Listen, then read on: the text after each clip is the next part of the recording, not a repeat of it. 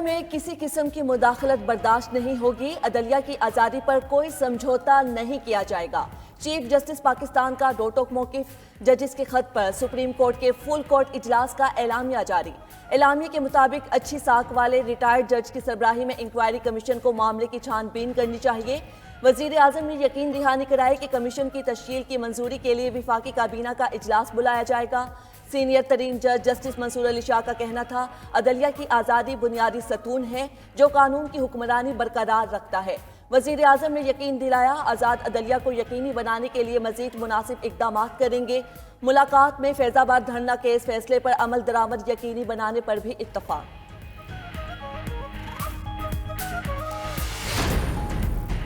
जजेस के खत पर हुकूमत का इंक्वायरी कमीशन बनाने का ऐलान। वज़ीर आज़म शहबाज शरीफ और चीफ जस्टिस काजी फायज ईसा की अहम बैठक। इस्लामाबाद हाई कोर्ट के जजेस के खत पर गुफ्तगू। वज़ीर कानून आज़म नज़ीर तारड़ और अटॉर्नी जनरल मंसूर अवान भी मुलाकात में शरीक हुए। मुलाकात के बाद वज़ीर कानून आज़म नज़ीर तारड़ की मीडिया से ब्रीफिंग। बोले, वज़ीर आज़म ने कहा कि अदलिया की आज़ादी पर कोई समझौता नहीं होगा, किसी भी इदारे के मामले में मुदाखलत नहीं होनी चाहिए। जजेस के खत लिखने से कोई आईनी बहरान पैदा नहीं हुआ। चीफ जस्टिस ने मामले की संगीनी को समझते हुए फौरी एक्शन लिया। तमाम आईनी इदारों को अपनी हदूद में रहकर काम करना चाहिए।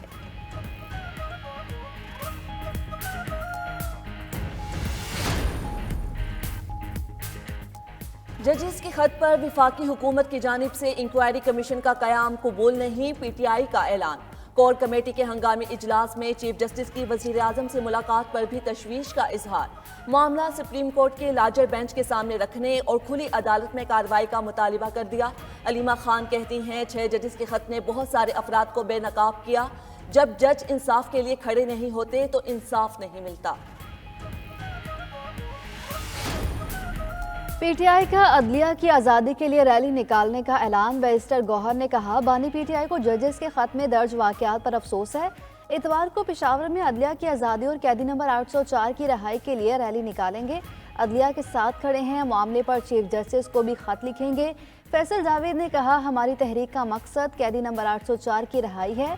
आज़ाद अदलिया की तहरीक के लिए बानी PTI ने हिदायत कर दी है। अवाम को कहते हैं वो घरों से निकलें और अदल और इंसाफ के साथ खड़े हों।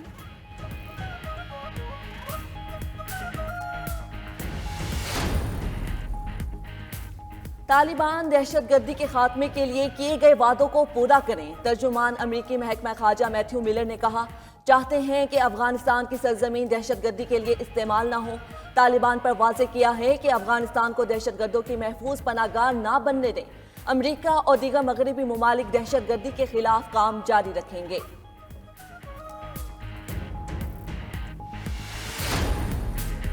वफाकी वज़ीर दाखिला मोहसिन नकवी की पेशावर में वज़ीर आला KP अली अमीन गंडापुर से मुलाकात। सूबे में अमन अमान और सिक्योरिटी सूरत हाल पर तबादले का अज़म का यादा।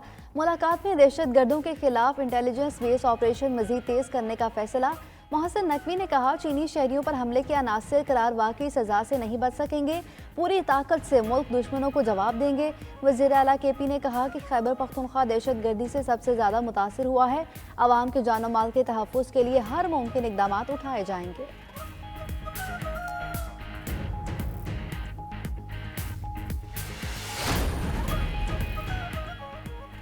दहशतगर्दी की अफरियत का खात्मा करेंगे। वज़ीर आला बलोचिस्तान का 2 टोक ऐलान। सरफराज बुगटी की ज़ेर सदारत गवादर में अहम इजलास। अमन अमान और गवादर सेफ सिटी मंसूबे की पेशरफ्त का जायजा लिया गया।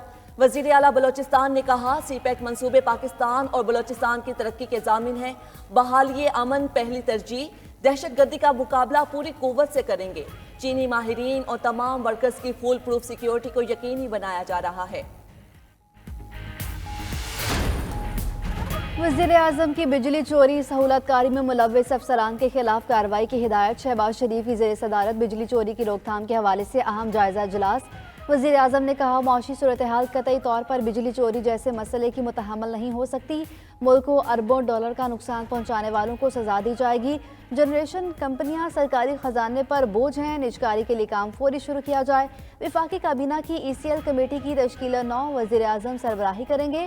वज़ीर कानून, वज़ीर सनअत व पैदावार और वज़ीर इंसानी वसाइल भी कमेटी में शामिल। वज़ीर आज़म से सियासत से ताल्लुक़ रखने वाले नन्हे व्लॉगर मोहम्मद शराज की मुलाकात। शहबाज शरीफ ने नन्हे यूट्यूबर को अपनी कुर्सी पर बिठा दिया।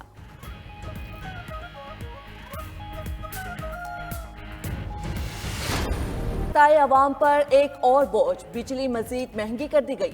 नेपरा ने बिजली ₹2.75 फी यूनिट महंगी करने की मंजूरी दे दी। नेपरा ने बिजली की कीमत बढ़ाने का फैसला विफाकी हुकूमत को भिजवा दिया।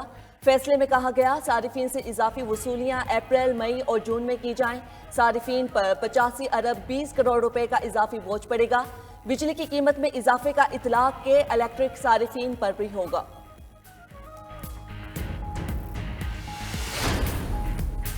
पंजाब असेंबली में अपोजिशन के शोर शराबे के दौरान माली साल 2023-24 का बजट मंजूर। अपोजिशन अरकान का एहतजाज, बजट की कॉपियां फाड़कर फजा में लहरा दी। खवातीन को खबराती नशिस्तों का ताना देने पर भी हंगामा बरपा हुआ। पंजाब हुकूमत ने माली साल का 3,431 अरब 71 करोड़ से ज्यादा का बजट मंजूर करा लिया। वज़ीर खजाना ने कहा कि अपोजिशन का रवैया दुरुस्त नहीं। अपोजिशन अरकान ने स्पीकर डाइस का घेराव भी किया।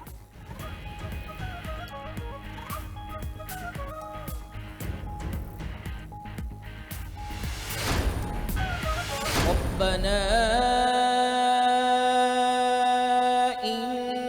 इन्नका तअलमु मा नुख्फी व मा नुअलिन। रमजानुल मुबारक के रंग 92 न्यूज के संग रहमत रमजान सहर ट्रांसमिशन में रहमतों की बरसात। सहर ट्रांसमिशन का आगाज कारी मोहम्मद कामरान कादरी ने तलावत कुरान पाक से किया। हजूर नबी करीम सल्लल्लाहु अलैहि वसल्लम के वालिद माजिद सैयदना अब्दुल्ला बिन अब्दुल मुत्तलिब रजी अल्लाह ताला अन्हा का आज की ट्रांसमिशन का उन्वान बनाया गया। मुमताज एंकर जुनेर इकबाल और मारूफ मजहबी स्कॉलर्स ने सैर हासिल गुफ्तगू की। शेर मियादात की कवाली भी रहमत रमजान ट्रांसमिशन की शान, सुनने वाले सर धूमते रहे। आला है तेरी शान, है कमली वाले आका मोहम्मद के बाबा जान। जब भी कहा अब्दुल्ला हुआ दिल में उजाला, ये इस्म मुक़द्दस है बड़ा अज़मतों वाला। कौमी क्रिकेट टीम का कप्तान कौन होगा? सिलेक्शन कमेटी ने चेयरमैन पीसीबी को तजावीज़ भेज दी। बाबर आजम का बतौर कप्तान नाम सरे फहरिस्त। सेलेक्टर्स का मोहम्मद रिजवान, शादाब खान, शाहीन शाह अफरीदी के नाम पर भी गौर। जराये के मुताबिक एक सेलेक्टर ने शाहीन शाह को कप्तान बरकरार रखने की तजवीज़ दी। कप्तान का फैसला काकूल फिटनेस कैंप के बाद होगा।